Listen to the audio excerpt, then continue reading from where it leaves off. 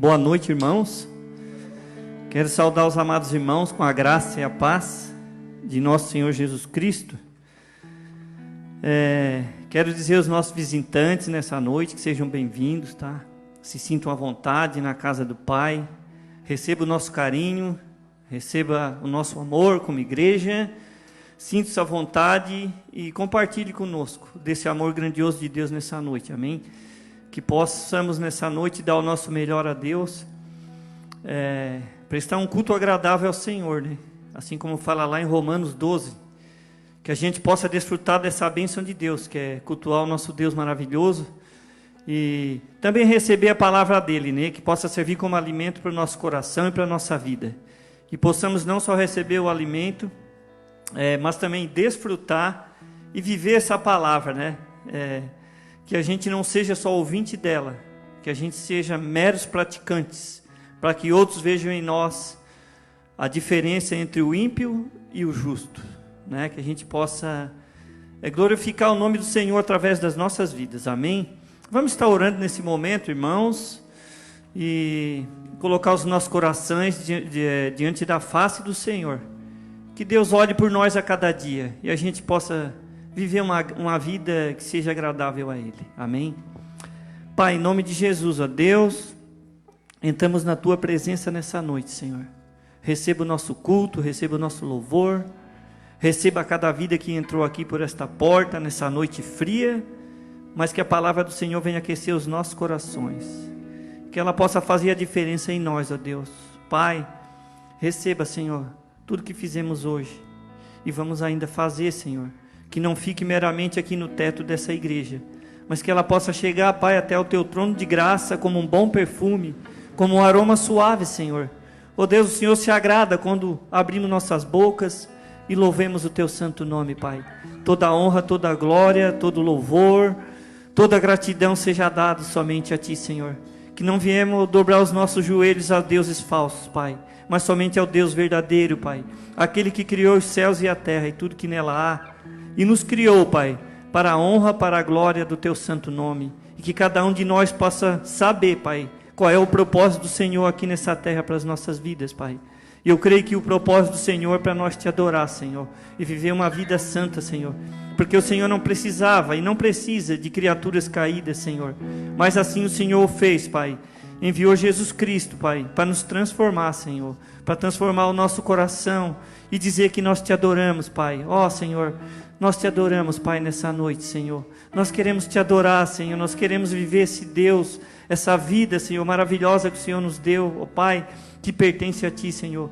Que nesses tempos de pandemia, Senhor, tem afetado muitas famílias, Senhor. Que o Senhor possa visitá-las nas suas casas também, Senhor. Entra com providência na vida dos nossos irmãos, aqueles que estão no grupo de risco, pelas irmãs que estão grávidas, Senhor, que não podem vir até o culto, Deus, ó Pai. Oh Deus, que o Senhor possa entrar nessas casas, Senhor. Vá fazendo a diferença, o Pai, vá fortificando. Oh Deus, vá agindo por meio da Tua palavra, Senhor. Que o louvor e a adoração dessas famílias, Pai, possam chegar também até o Teu trono da Tua graça, Senhor. Em nome de Jesus, amém. Glórias a Deus. Irmãos, um avisinho que ali na mesinha tem uns material que é para as crianças, tá? De 7 a 8 anos. De 0 a 7 anos e de 8 a 12. Então, as mamães que tiverem seus filhinhos em casa, pode passar na saída e estar levando para fazer os trabalhinhos em casa, tá bom? As irmãs do Ministério Infantil aí fizeram com bastante carinho, né? Pela falta de elas não puderem estar aqui no culto. Então, que o culto continue em casa, né? A igreja é só um auxílio para os nossos filhos. A responsabilidade é nossa, dos nossos filhos. Tá? Para que ele chegue até a presença de Deus e dê continuidade na obra dele, amém? Vamos abrir as Bíblias, irmãos, rapidinho, no mesmo texto que a gente já leu no primeiro culto, tá? Que é Atos 16, a gente vai ler só o versículo 25, porque o tempo ele corre, né? E a gente tem pressa para que dê tudo certo e a gente termine no horário certinho, tá bom? Deus abençoe a cada um então, que Deus abençoe Sua palavra, que é maravilhosa em nossas vidas. A palavra de Deus diz assim: por volta da meia-noite, Paulo e Silas oravam e cantavam louvores a Deus, e os demais companheiros de prisão escutavam. Então, irmãos, que eu estava meditando nesse texto, eu fico pensando, o que tem nos impedido, né, da gente vir até a igreja, da gente levantar nossas vozes para cultuar o nosso Deus? O que nos tem impedido? O que tem nos deixado falhar nesse ponto?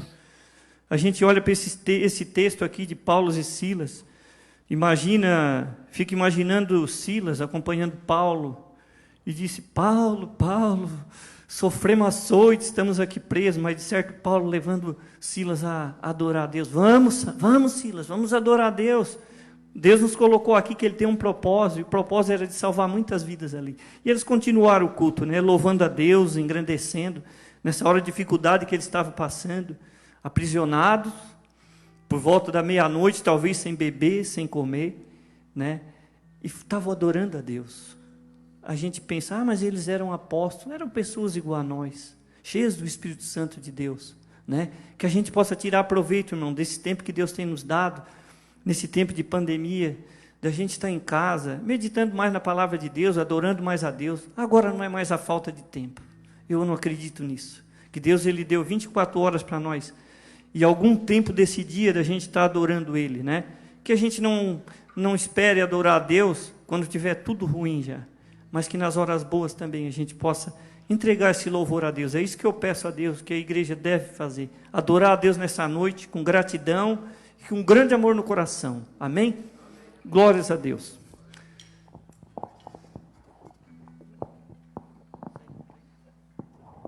Obrigado. Amém, irmãos. Quero convidá-los nesse momento a se colocarem de pé, para que a gente possa cantar a maravilhosa graça de Jesus, essa graça, esse favor imerecido que decorre do sacrifício e do sangue de Jesus, amém? Você possa, nesse momento, cantar ao Senhor e louvar o nome dEle.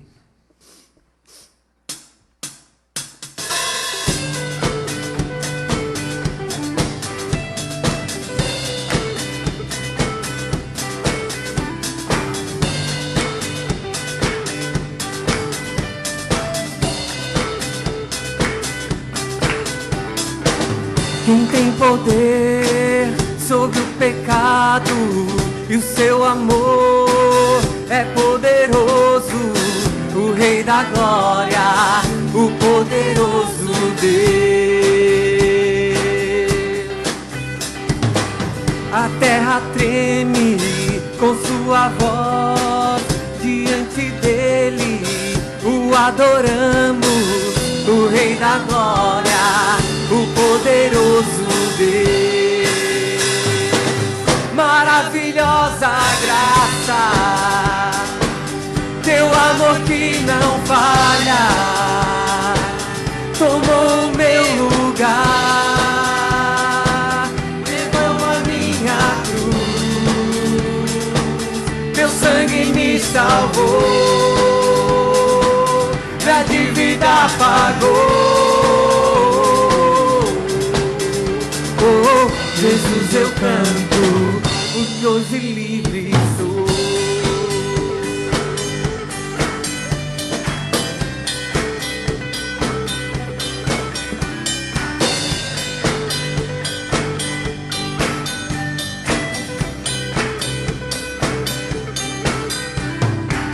És quem traz paz ao caos dos homens, és escudo aos indefesos, o Rei da Glória, o poderoso Deus.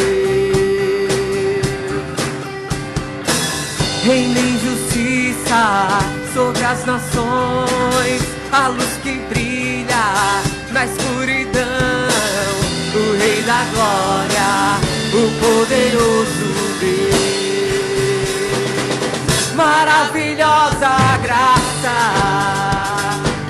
teu amor que não falha, tomou o meu lugar, levou a minha cruz, teu sangue me salvou, minha dívida pagou. Jesus, eu canto, porque hoje livre sou.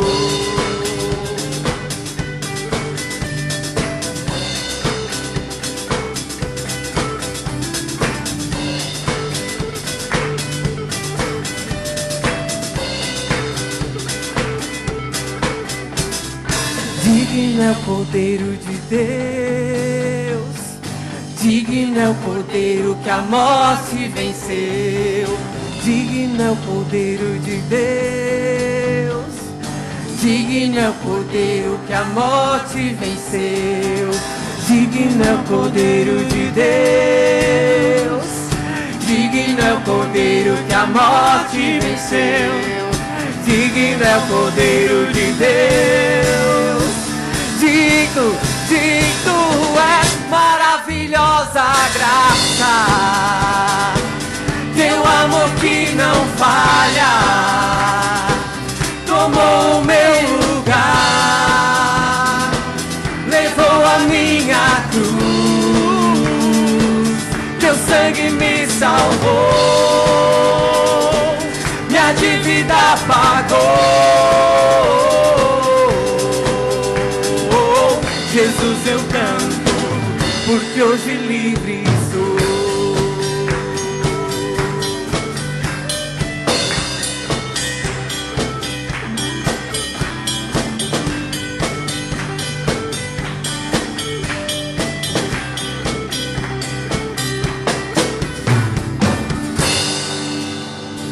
Amém, Deus. Queremos agradecer a Ti, Pai, porque existe liberdade através do sangue do Teu sacrifício, Pai. O sangue e sacrifício que, Deus, nos faz viver essa maravilhosa graça, Pai, que vem de Ti, Deus. Agradecemos porque temos essa oportunidade, Deus. Agradecemos a Ti, Pai. Amém.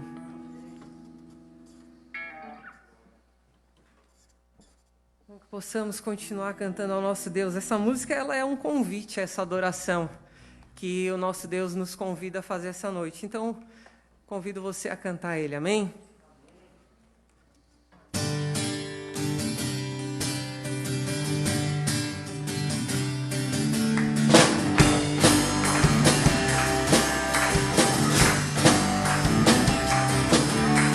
Hoje é tempo de louvar a Deus, e em nós agora habita o Teu Espírito. Então é só cantar e a Cristo exaltar, e Sua glória encherá esse lugar. Hoje é tempo de louvar a Deus, e em nós agora habita o Teu Espírito. E então é só cantar e a Cristo exaltar, e Sua glória encherá esse lugar. Vem louvar, sim, vem louvar.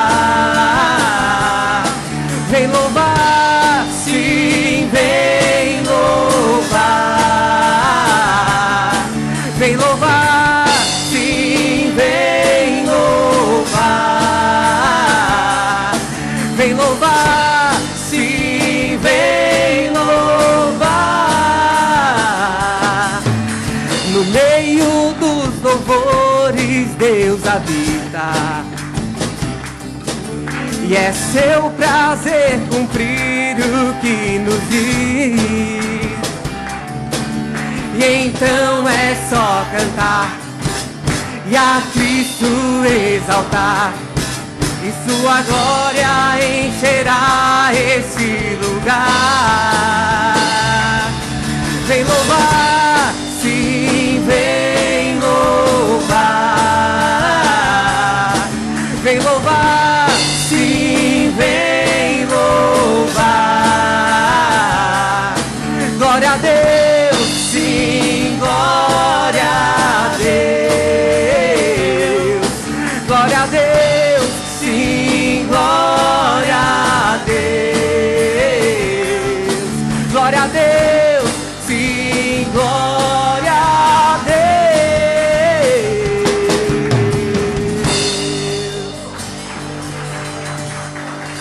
Amém.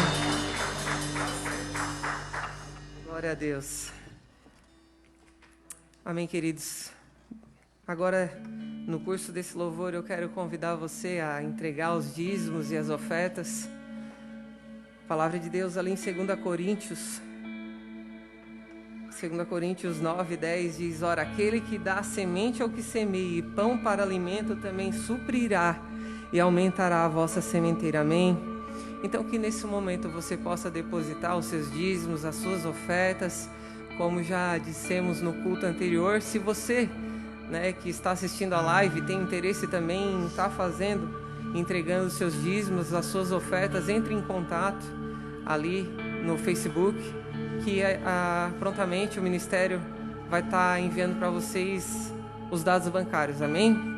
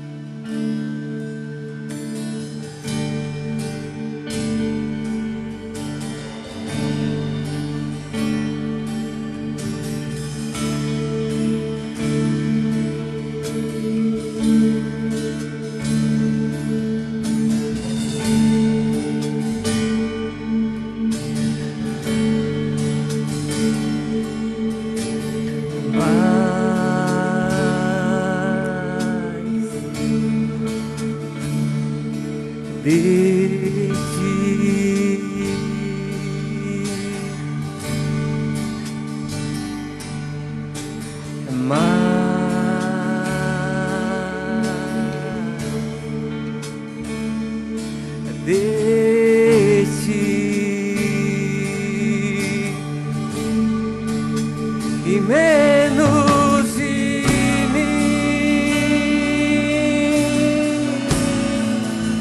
e menos de mim, e menos de mim,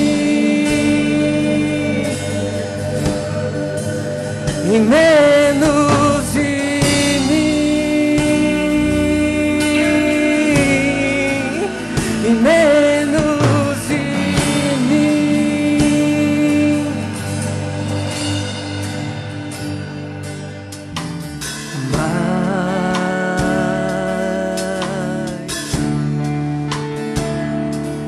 De ti,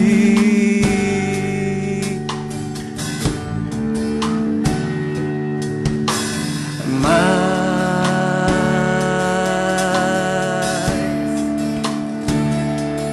de ti, e menos de mim, e menos de mim, e menos de mim, e menos de mim. Que ele cresça, que eu diminua,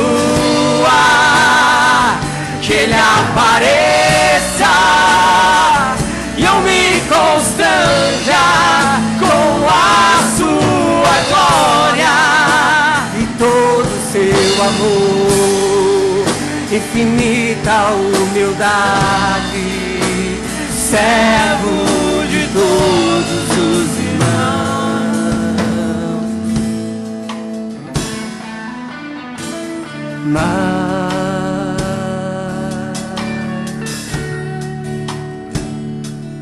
De ti,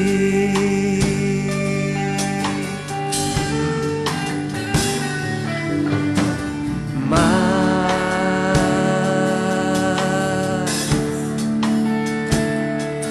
de ti,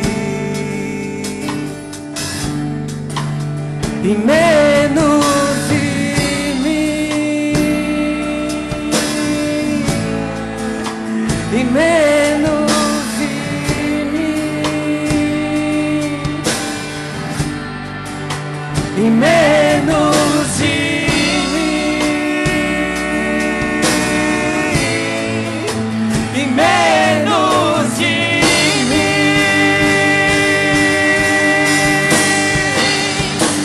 Que ele cresça,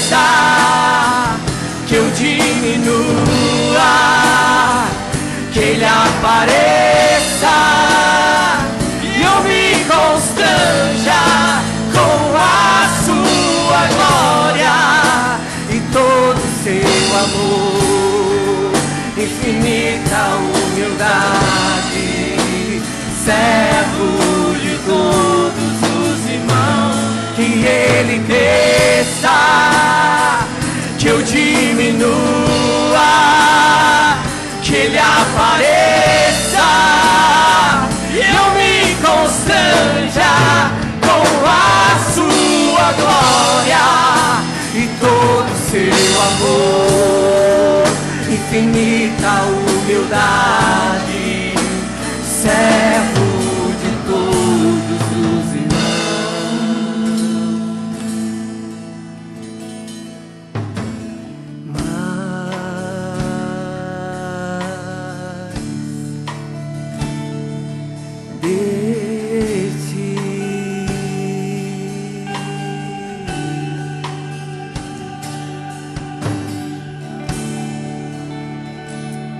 queremos te agradecer, Pai, porque podemos declarar através desse louvor que queremos mais de Ti, Deus. Que o Senhor possa nos constranger a isso através do Teu Espírito nessa noite, Deus. Que a Tua palavra, Deus, venha nos conduzir, Deus, a diminuir diante do Senhor, Deus, e a ver e reconhecer a Tua voz, Deus, a Tua vontade na nossa vida, Senhor. Em nome de Jesus, queremos entregar tudo nas Tuas mãos, assim como também a vida do pastor Alzenísio, que vai estar trazendo essa palavra essa noite. Deus, conduz a boca dele, é o que te pedimos.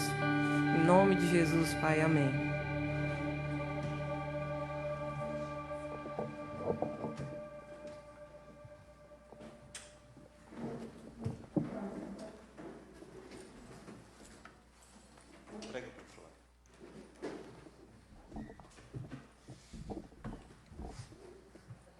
Boa noite, graça a vós e paz da parte de Deus nosso Pai e do nosso Senhor Jesus Cristo, amém?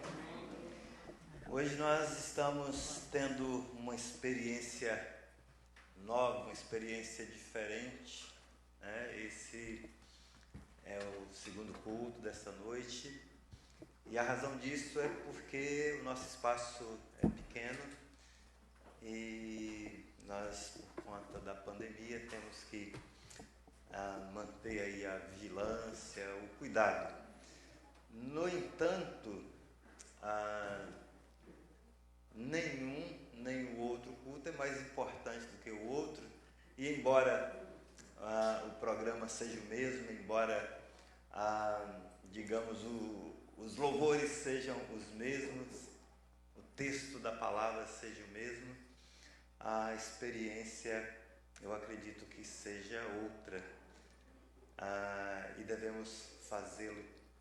Aqueles que participaram da assistência ou que estiveram aqui no primeiro culto e porventura está nos acompanhando, com certeza Deus tem algo a nos falar a cada um de nós, além daquilo que Ele já falou conosco esta noite. Dizem os entendidos, né, a respeito de pregação, de que a gente só consegue pregar um sermão muito bem depois de tê-lo pregado umas 20 vezes, né? Ainda não chegamos nas 20 vezes, a segunda eu espero que seja melhor, embora eu não possa garantir isso, porque essas coisas não dependem do pregador ou de quem quer que seja, mas depende de Deus. Então vamos orar. Quero convidar você a fechar os seus olhos neste momento, para que nós estejamos falando com o Senhor. Deus, Senhor soberano dos céus e da terra, nós estamos aqui reunidos, ó Deus, neste lugar, nesta noite, para entregar um culto ao Senhor. Um culto que somente o Senhor é digno e merecedor de receber. E nós, ó Deus, nesta hora, depois de termos cantado louvores a Ti, ao Teu nome. Ó Pai, nós queremos ouvir a Tua voz. Queremos, ó Deus, receber a palavra do Senhor e através dela nós queremos ser nutridos, alimentados e através dela, a Tua palavra, Senhor, nós queremos conhecer mais do Senhor, da salvação do Senhor, das grandezas gloriosas do Senhor. Por isso nós pedimos a Deus, tal como o salmista pediu, abre-nos, ó Deus, os nossos olhos, para que nós possamos contemplar as maravilhas da Tua lei. Inclina, Senhor, o nosso coração à palavra do Senhor.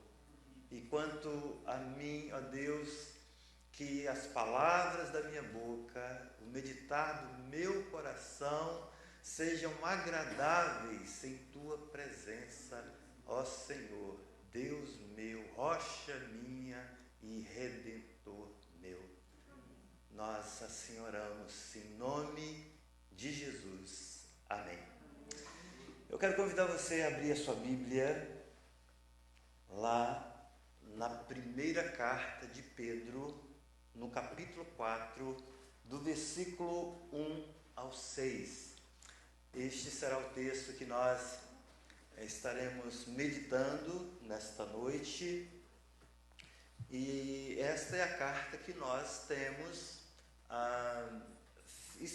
feito uma exposição. E nós estamos aí, já passamos da metade, estamos caminhando aí para o final. E tem sido uma experiência, para mim, particularmente, esse estudo da carta de Pedro, muito desafiadora essa experiência. Quando chegar lá no céu, eu quero conversar com Pedro, porque Pedro escreveu algumas coisas difíceis. Pedro fala que Paulo foi quem escreveu coisas difíceis, de se entender que os indoutos acabam distorcendo, mas Pedro também escreveu coisas difíceis, e eu vou conversar com Pedro, porque a gente tem tido alguma dificuldade, mas tem sido edificante esse labor de tentar conhecer um pouco mais. Então, com as Bíblias abertas, né, eu vou fazer a leitura aqui na minha versão, Almeida do século 21, e você pode acompanhar aí na sua Bíblia. Diz assim o texto: portanto, uma vez que Cristo sofreu na carne, armai-vos também desse mesmo pensamento, porque aquele que sofreu na carne já está livre do pecado, para que no tempo que ainda vos resta na carne, não continueis a viver para os desejos dos homens, mas para a vontade de Deus. Porque basta que no tempo passado tenhais cumprido a vontade dos gentios, andando em libertinagem, prazeres, embriaguez, orgias, bebedeiras e idolatrias repulsivas. Eles acham estranho que não vos ajuntais a eles na mesma carreira desenfreada de licenciosidade e vos difamam. Terão de prestar contas àquele que está pronto para julgar os vivos e os mortos. Pois é por isso que o Evangelho foi pregado também aos mortos, para que, embora julgados segundo os homens, quando na carne, vivam segundo Deus pelo Espírito. Amém? Numa simples leitura como esta que nós fizemos, você já percebe a profundidade do texto e a dificuldade de se entender algumas coisas que Pedro escreve aqui para os seus leitores que viviam numa parte da Ásia Menor. Esses leitores a quem Pedro chama de peregrinos, né? a quem Pedro chama de peregrinos da dispersão, que possivelmente estavam passando por algumas dificuldades, por algumas perseguições por conta da sua fé em Jesus. Mas uma coisa que nós podemos observar no texto repetidas vezes é a palavra morto, morte, alguma coisa assim, os seus cognatos dessas palavras. E parece-me que Pedro está querendo mostrar para os seus leitores, para aqueles crentes, que diante de Deus só existem dois tipos de pessoas, só duas categorias de pessoas, só duas classes de pessoas: mortos e vivos. Não sei se vocês se lembram de uma brincadeira antiga. Os mais velhos aqui provavelmente já brincaram, né? Essa brincadeira era chamada de vivo ou morto, ou ainda é chamada de vivo ou morto. E ela consistia no fato de o grupo indicar um líder, e esse líder então dizia, dava um comando para o grupo.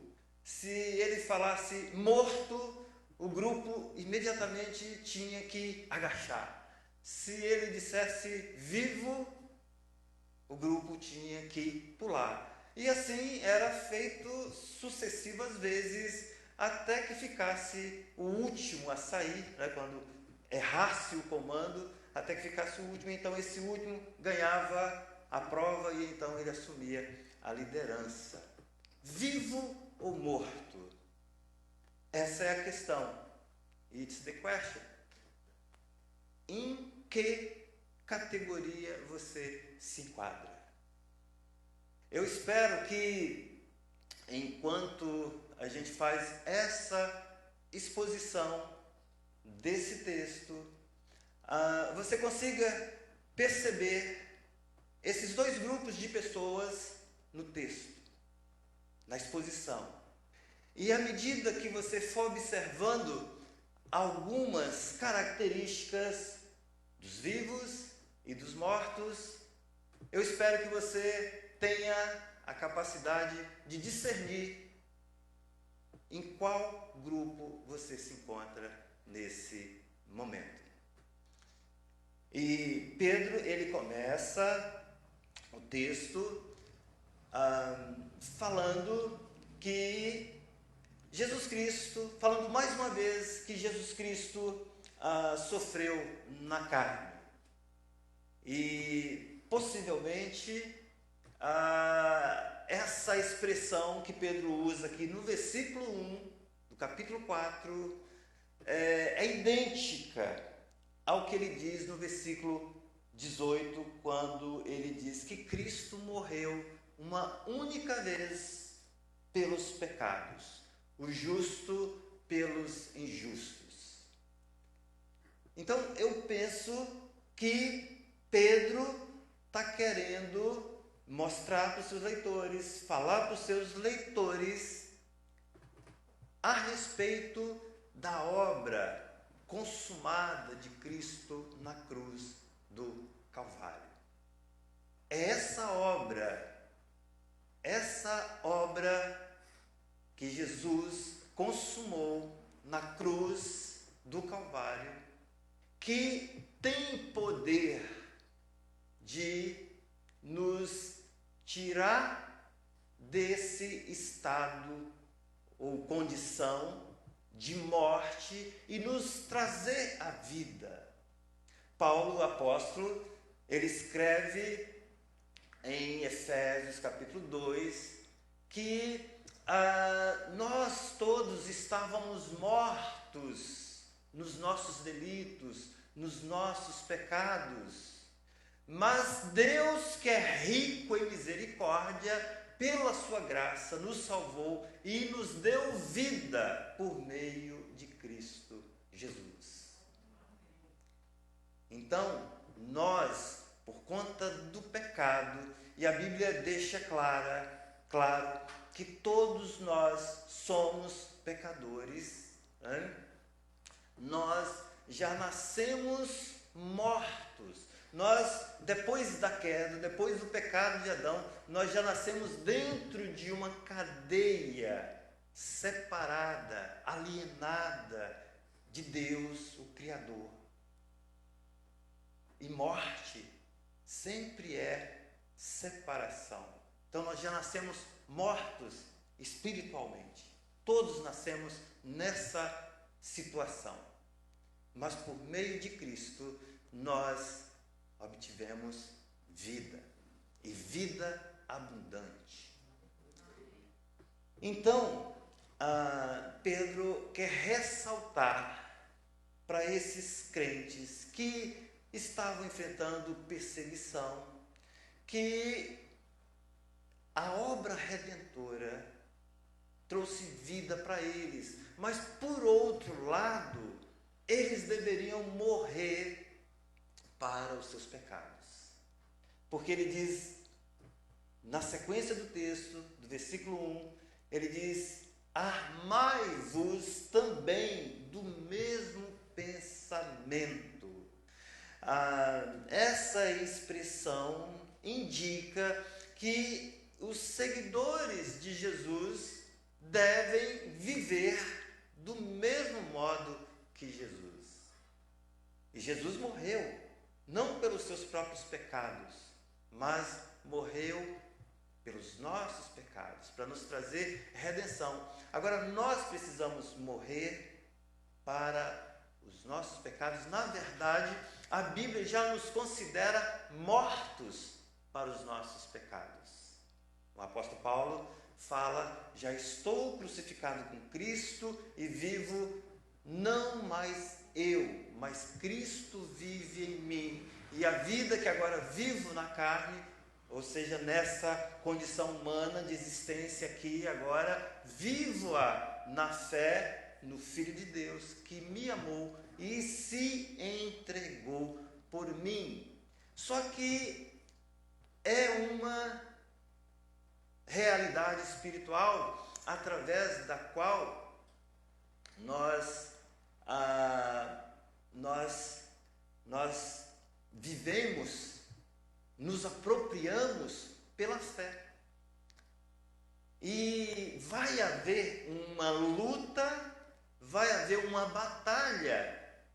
Por isso o texto fala: armai-vos também, a semelhança de Cristo, que esteve, enquanto aqui na terra, envolvido, engajado numa batalha espiritual.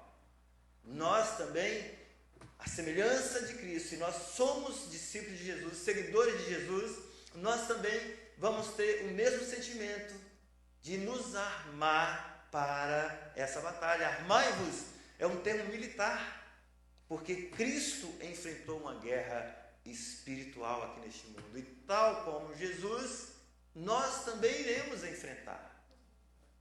E há quem diga que a nossa vida como seguidores de Jesus aqui na terra não é um parque de diversão. Você não está, se você é um seguidor de Jesus, você não está num parque de diversão, mas você está num campo de guerra. Você está num campo de batalha, onde o inimigo não dá trégua em momento algum. Então, o texto fala que nós devemos ter essa disposição mental que Cristo teve. Isso vai nos levar alguns infortúnios, alguns problemas, nós teremos que sofrer. Mas nós devemos, com essa perspectiva de Cristo, de sofrimento, nós precisamos estar preparados. Nós precisamos estar preparados, inclusive, para, se for necessário, morrer pela nossa fé em Cristo. É possível que os leitores de Pedro ainda não estivessem sofrendo uma oposição ferrenha do império. Ainda não nesse momento.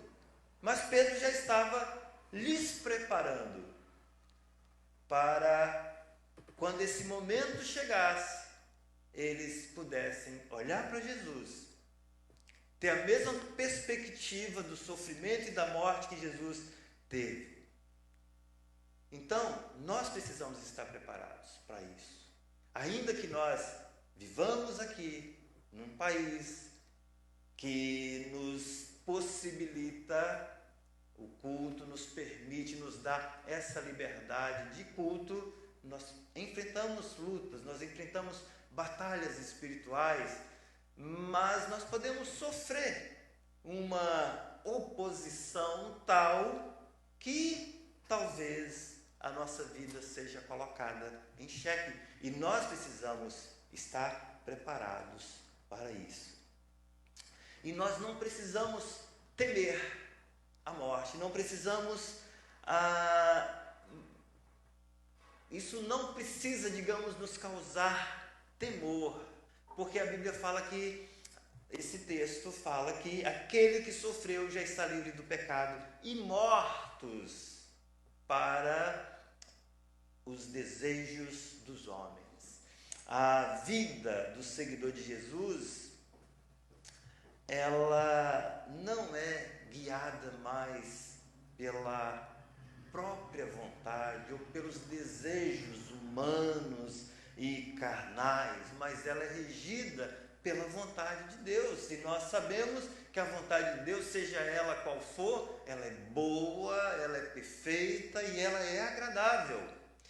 Então, Pedro aqui, ele vai dizer que aquele que sofreu na carne, versículo 1, já está livre do pecado. Então, você pode obedecer a Deus até as últimas consequências. Por quê? Porque em Cristo você está livre do pecado. O pecado já não te domina mais se você crê em Jesus.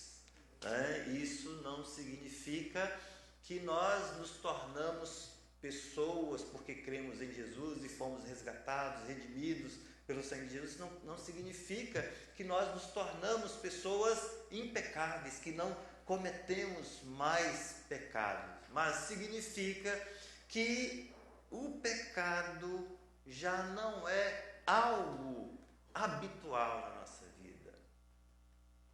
Significa que o pecado já não nos domina mais. Significa que nós não pecamos mais como pecávamos antigamente, sem se importar com Deus. Então, é nesse sentido que nós, seguidores de Jesus, estamos livres do pecado. Já não há mais domínio. O pecado já não nos domina mais. Então, para Pedro e para o apóstolo Paulo também, o crente, ele morreu com Cristo, mas ele está vivo e por isso ele rompeu com o pecado. Perceba a lógica. Quem está morto para o pecado, o apóstolo Paulo fala, eu vou dar uma olhada nesse texto, lá no capítulo 6 de Romanos. Se você quiser abrir a sua Bíblia, você pode acompanhar. No capítulo 6, versículos 3 e 4, fala assim: ou ignorais que todos nós que fomos batizados em Cristo Jesus, fomos batizados na sua morte. Portanto, fomos sepultados com ele na morte pelo batismo, para que, como Cristo foi ressuscitado dentre os mortos pela glória do Pai, assim andemos nós também em novidade de vida. O que Paulo está querendo dizer aqui é que o batismo nas águas, o batismo por imersão, ele simboliza uma realidade espiritual na vida daquele que crê em Jesus. Aquele que crê em Jesus, Paulo considera aqui como sepultado. Ele foi morto com Cristo, na morte de Cristo. Ele foi sepultado, ou seja, o sepultamento é aquele ato em que é rompido todos os laços do que foi sepultado com este mundo, e ele é ressuscitado quando ele é submerso das águas. Ele é ressuscitado para uma novidade de vida, para viver ressurreto. Então percebam a ordem. Primeiro você morre, depois você é sepultado e depois você ressuscita. Um dia, o texto mostra que nós teremos que encarar a morte física por conta do pecado, da maldição do pecado, a menos que Jesus volte hoje e a gente seja arrebatado, seja transformado num piscar de olhos. Mas a menos que isso aconteça, nós teremos que encarar essa experiência magra da morte. No entanto, há uma morte que é por decisão na vida do crente. Por quê? Porque ele rompeu, aquele que, diz o texto de 1 Pedro, que aquele que sofreu na carne já está livre do pecado, porque houve uma libertação do pecado e pela fé ele pode viver em novidade de vida.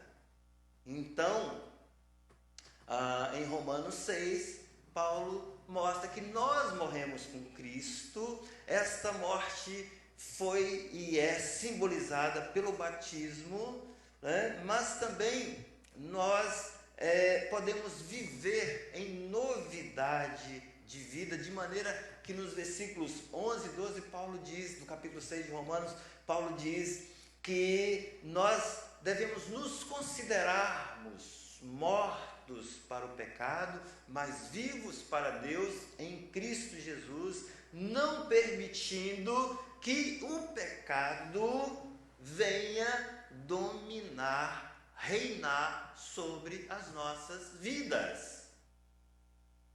Então, essa é uma realidade espiritual na vida do seguidor de Jesus. Cristo, através da sua morte redentora, ele quebrou as correntes do pecado. Ele rompeu esse domínio do pecado sobre a sua vida. Por isso, não tem esse negócio de que a pessoa é crente, que é seguidor de Jesus, mas está escravizada no pecado a vida inteira. Isso não pode acontecer na vida de um seguidor de Jesus, porque a obra de Cristo tem poder. O sangue que Jesus derramou lá na cruz do Calvário tem poder de te libertar do pecado, e somente a obra de Jesus. Nada mais pode te libertar. Pastor não pode te libertar. Instituição religiosa não pode te libertar. Igreja não pode te libertar. O Papa não pode te libertar. Só quem pode te libertar é Jesus. Ele morreu na cruz para nos trazer essa libertação. Como é que eu, crendo em Jesus, eu vou continuar ainda vivendo no pecado? Então, esse é o primeiro morto que o texto nos apresenta, que Pedro nos mostra. Mortos, o crente é alguém que morreu para o pecado. O crente é alguém que morreu para os desejos da carne, mas está vivo para viver segundo a vontade de Deus. Agora é interessante que a vida do crente, do seguidor de Jesus, tem duas etapas, digamos assim. Tem a etapa antes dele conhecer Jesus, e antes dele conhecer Jesus, antes de qualquer um de nós aqui conhecermos de fato a Jesus, não estou falando de ter feito uma profissão de fé e ter aderido a uma igreja, a uma denominação. Não estou menosprezando e dizendo que essas coisas não têm valor. Mas não tem valor, é destituída de valor e de significado se você não teve um encontro real com Jesus. Se você não teve um encontro com esse Deus na sua vida, que transforma, que muda, que te regenera.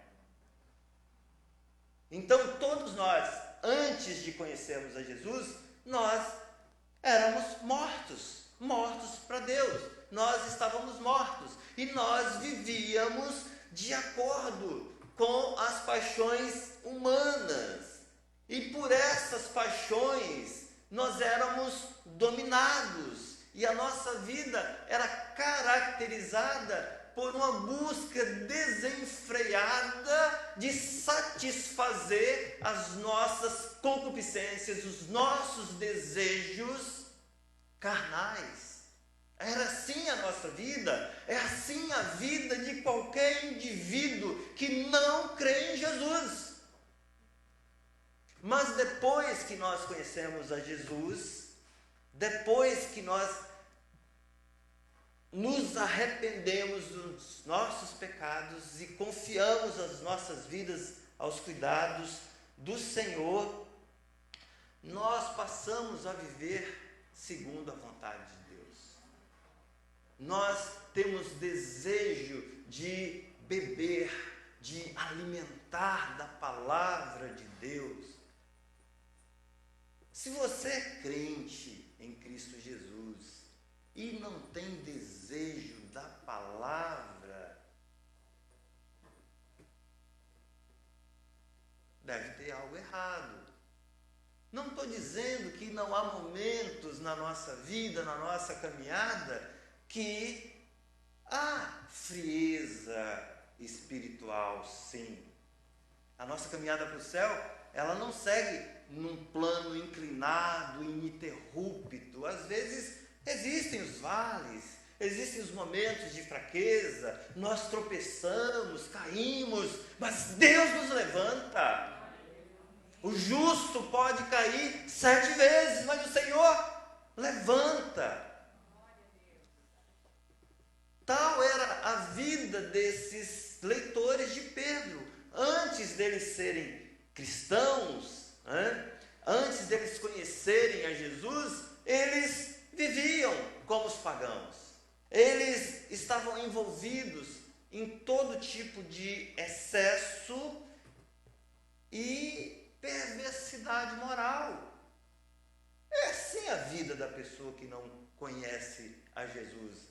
Alguns, por uma questão de ser, digamos assim, mais bem educada, mais polida, em uma família que ainda mantém alguns valores, ainda tem uma moral um pouquinho mais elevada, mas no fundo é tudo uma carniça, é uma podridão só. Sem Jesus é uma podridão só.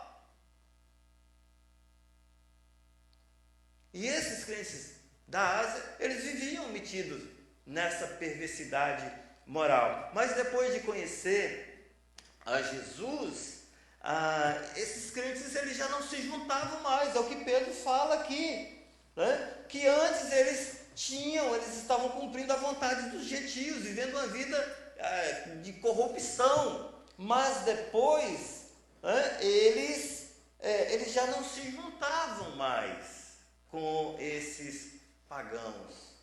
E então, esses cristãos, eles não se juntavam mais com seus vizinhos, pagãos, nas festas e festivais que envolvia imoralidade e idolatria. Eles também já não desfrutavam mais dos mesmos tipos de entretenimento imoral. Por quê? Porque depois que eles conheceram a Jesus, o desejo deles era fazer a vontade de Deus, era viver segundo a vontade de Deus, não segundo a vontade dos gentios, conforme o texto nos mostra, que viviam em libertinagem, em prazeres, em embriaguez, em orgias, bebedeiras e idolatrias repulsivas. Nós não precisamos estar destrinchando cada uma dessas palavras para entender o significado delas. E aqui a lista, ela não é exaustiva. Para quem acha que a coisa está muito complicada no século 21, você pode ler o livro A Casa dos Cinco Césares, em que o autor mostra a total depravação, degradação moral daquela geração do primeiro século. Não mudou nada e não muda nada. Só quem muda é Jesus. É Jesus que transforma o coração. Jesus transformou o coração desses leitores de Pedro, desses crentes peregrinos da dispersão, para quem Pedro escreve. Eles já não participavam mais daqueles costumes locais. E por isso, os pagãos, eles achavam estranho. A ideia, na versão aqui no capítulo 4, na minha versão, fala que eles acham estranho que não vos juntais a eles na mesma carreira desenfreada e licenciosidade, e vos difamam. Esses pagãos, vizinhos lá, talvez até parentes de alguns que se tornaram crentes, isso não entrava na cabeça deles, porque alguém estava ali com eles, participando da mesma farra, mas depois conheceu Jesus e o cara rompe com aquilo. E aí esses pagãos começam a ficar com raiva e começam a difamar, começam a falar mal, começam a blasfemar desses crentes, porque eles já não se uniam aos pagãos nas suas perversões, nas suas devassidões. Então, esses cristãos aqui, eles foram criticados, eles foram blasfemados, né, por abandonar os seus caminhos do passado. Então, há uma ruptura, há uma linha, tentar ser um pouco, me esforçar para tentar ser mais claro. Há uma linha grossa, não é uma linha tênue, não, uma linha grossa. Não vou nem usar uma linha, há uma barreira que separa a vida antes de Cristo, antes de você conhecer Jesus, e a vida depois de Jesus. Por quê? Porque em Cristo nós somos libertos dos antigos costumes, da nossa maneira vã, fútil, como diz o apóstolo Pedro, inócua de viver que nós tínhamos antes. A nossa vida idólatra, a nossa idolatria. Nós somos libertos dos ídolos mudos, dos falsos deuses, porque o ser humano, ele cria divindades para si. Há quem diga que o coração humano é uma fábrica de ídolos, e o grande ídolo para cada indivíduo que não se dobra diante de Jesus é o seu próprio ego. Mas Cristo nos libertou dessa idolatria também. Só que, é claro, esse novo estilo de vida, de obedecer à vontade de Deus, vai nos trazer problemas, vai nos trazer alguma oposição. E pessoas vão se levantar, pessoas vão nos difamar, como fizeram com os leitores de Pedro. Mas Pedro fala que há um julgamento. Se você está sendo injuriado, se você está sendo caluniado por causa da sua fé em Cristo, se você está sendo caluniado de alguma forma, você está sofrendo algum abuso por causa da sua fé, não se turbe o vosso coração. Há um juízo. Pedro fala no versículo 5 que todos terão de prestar contas àquele que está pronto para julgar vivos e mortos. Vivos e mortos. Então, viver de acordo com os gentios, ou seguindo os desejos da carne, e viver segundo a vontade de Deus, ou obedecendo a Deus, isso não é uma questão relativa e nem uma questão de gosto, porque ambos os estilos de vida e as escolhas de vida que você faz, isso terá implicações tanto nessa vida quanto na vida por vir. Se você viver de acordo com a sua natureza pecaminosa, de acordo com os gentios, conforme a linguagem que Pedro expressa aqui, você pode ter até uma vida boa, você pode até ter uma vida de prazer, você pode até ser bem aceito socialmente, só que você vai ter que prestar contas disso um dia. Tem um juízo em andamento e um juízo que está vindo.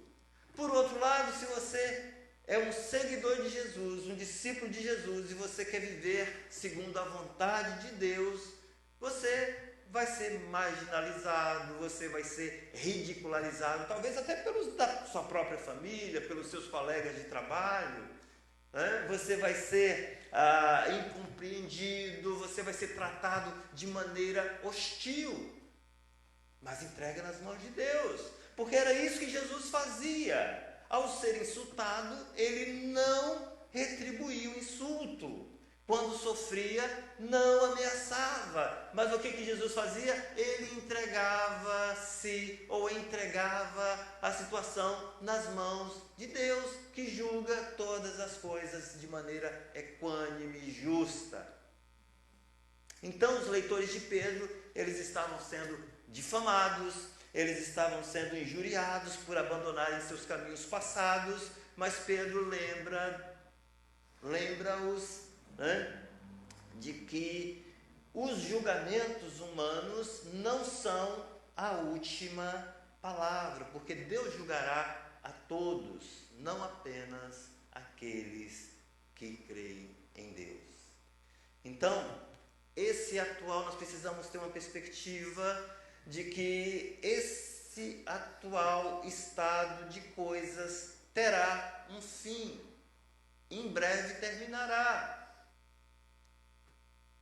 Em breve, nós precisamos ter essa perspectiva, e um dia todos nós teremos que prestar contas diante de Deus, tanto ímpios quanto os crentes. Todos nós somos responsáveis, né, pela forma como nós vivemos a vida aqui neste mundo e por todos os atos que nós praticamos. Né? Todos nós teremos que dar contas, inclusive, de cada palavra, de cada ação que nós fazemos. Nós que somos crentes em Cristo devemos prestar contas dos dons que Deus nos deu, dos talentos que Deus nos deu e do dom maior que é a própria salvação. E esse pensamento de que há um julgamento de Deus e que de fato virá esse julgamento, isso deveria ser um fator motivador para nós vivermos segundo a vontade de Deus. Por fim, extrapolamos um pouco o tempo, mas estamos chegando no final. O versículo 6, Pedro fala: por isso é que o evangelho foi pregado também aos mortos, para que, embora julgados segundo os homens, quando na carne, vivam segundo Deus pelo o Espírito. Esse é um texto bastante difícil de interpretar, principalmente quem Pedro está se referindo, quem são esses mortos que Pedro está se referindo. Eu acredito que esses mortos aqui foram os crentes que ouviram o Evangelho quando eram vivos, evidentemente, mas que por conta da perseguição possível da sua fé, por conta da sua fé, eles foram julgados pelos humanos, talvez executados, mas foram mortos. No entanto, esses agora estavam vivendo segundo Deus,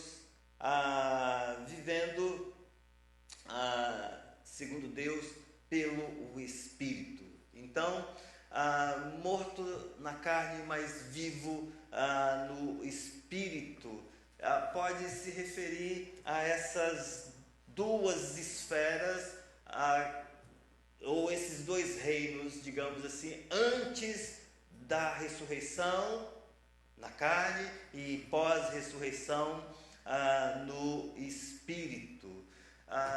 É possível que Pedro quisesse dar uma palavra de encorajamento aos seus leitores, e isso serve para nós, que mesmo diante da morte, nós que cremos em Jesus, nós estaremos vivendo em espírito na presença de Deus. Então, nesse momento da nossa caminhada cristã, nós já temos Pedro fala isso na sua segunda carta, nós já temos a natureza divina em nós, mas depois da ressurreição, nós teremos um corpo eterno e glorificado, e seremos participantes da natureza divina, de uma forma esplendorosa, plena, digamos assim.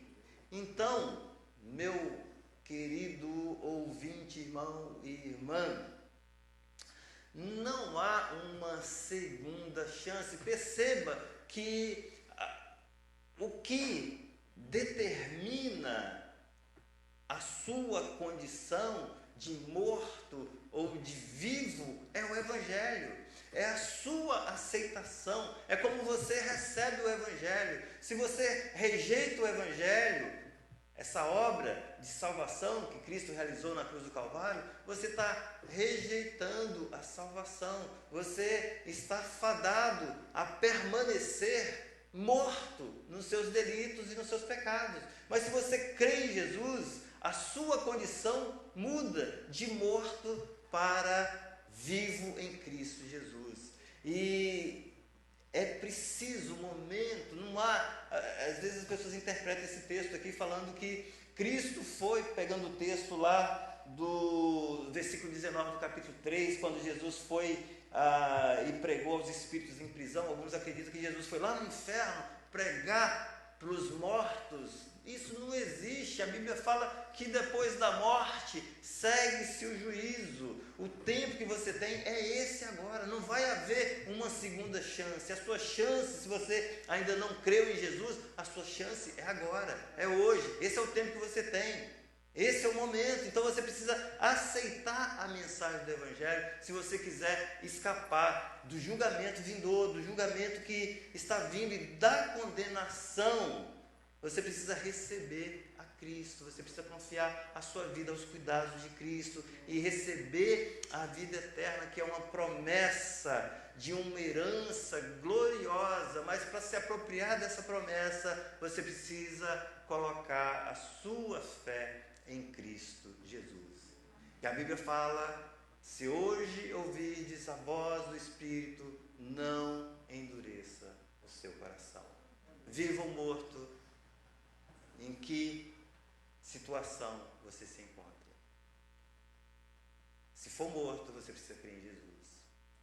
Eu quero encerrar lendo um texto de João capítulo 5, versículo 24 e 27, que diz assim: em verdade vos digo que quem ouve a minha palavra e crê naquele que me enviou tem a vida eterna e não vai a julgamento, mas já passou da morte para a vida. Em verdade vos digo que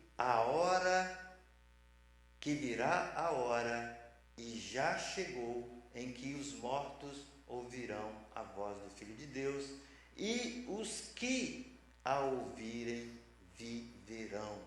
Pois assim como o Pai tem vida em si mesmo, assim também concedeu ao Filho ter vida eterna em si mesmo, e deu-lhe autoridade para julgar, pois ele é o Filho do homem.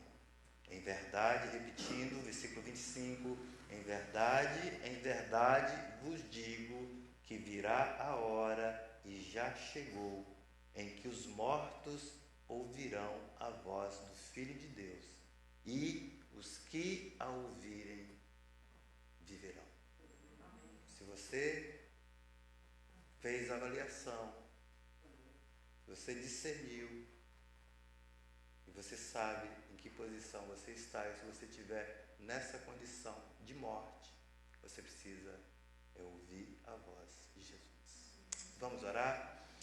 Pai, em nome de Jesus, nós agradecemos ao Senhor pela Tua palavra, que é viva e eficaz e mais penetrante que qualquer espada de 2 gumes, ó Deus, e ela é apta para discernir as intenções, os pensamentos do coração humano, porque tudo, ó Deus, diz a Tua palavra, está claro, patente diante dos olhos do Senhor.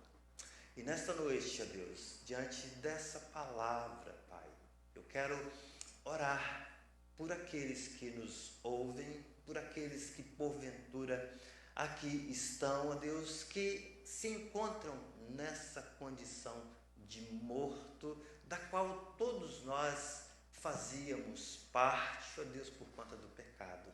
Mas, ó Deus, se alguém ainda se encontra, ó Deus, se encontra nessa situação, ó Pai, nós pedimos, eu peço ao Senhor que por Tua graça, por Tua misericórdia, o Teu Espírito, ó Deus, possa estar trazendo convicção do pecado, da sua ruína, da sua miséria espiritual nesta noite, ó Deus, constrangendo ao arrependimento, ó Deus, e a fé em Cristo Jesus.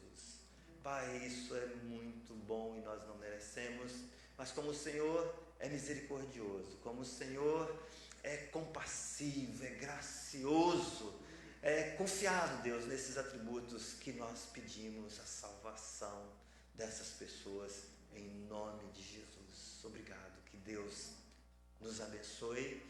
Obrigado pela presença de todos vocês. Desejo-lhes uma boa semana na presença do Senhor. Obrigado pela participação de todos. Assim nós estamos encerrando o culto desta noite. Amém.